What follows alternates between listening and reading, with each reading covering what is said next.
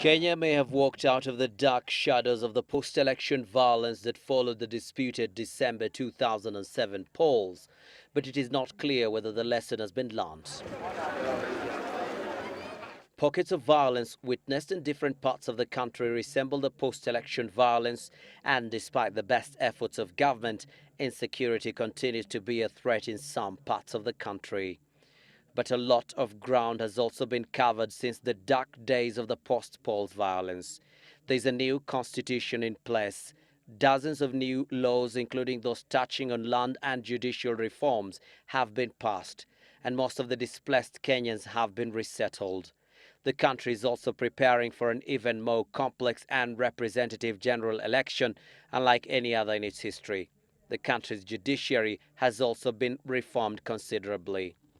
The panel of eminent African personalities spearheaded the mediation talks that gave Kenya a fresh start despite the bloody post-polls violence that killed over 1,000 and displaced hundreds of thousands more.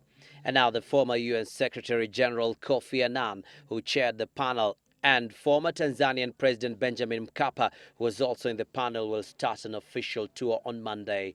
The timing of their visit is not lost on observers, coming just 5 months to the next general election.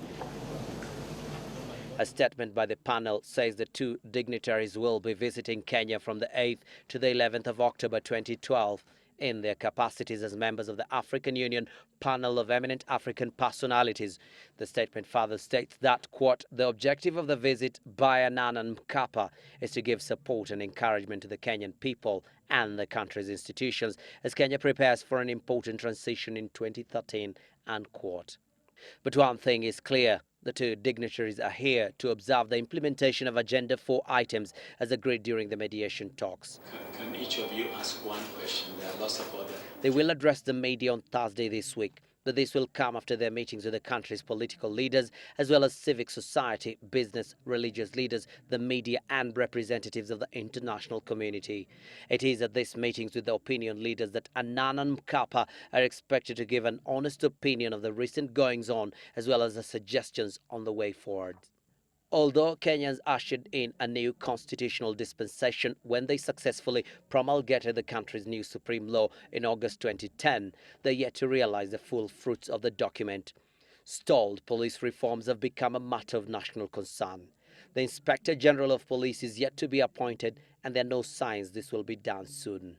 In August, Annan had, in a statement on behalf of the panel, also expressed concern about integrity matters. Thus, it appears, are yet to be addressed, with critics taking issue with the watering down of the Leadership and Integrity Act. The Constitution Implementation Commission has gone to court over the matter. National cohesion is being tested and stretched by ethnic strife in some parts of the country. The past few months have witnessed tribal conflict in Tana River, Wajir, Mandera and Garissa counties. It will also not be lost to Annan and Mkapa that with just 5 months to go before the polls, tension is still being reported at the Kenyan coast, where the Mombasa Republican Council has also made secessionist demands, and some of its members vowed they would boycott the polls. And some of its members vowed they would boycott the polls. Some have taken it a step further, with suspected MRC members violently disrupting the Independent Electoral and Boundaries Commission's mock election in Malindi in May, killing at least 3 people in the process.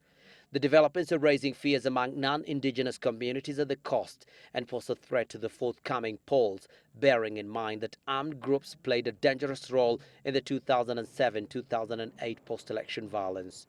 News that gangs with such names as China Squad and American Marines have emerged in Kisumu and engaged in open street fighting will be a matter of concern to the AU panel.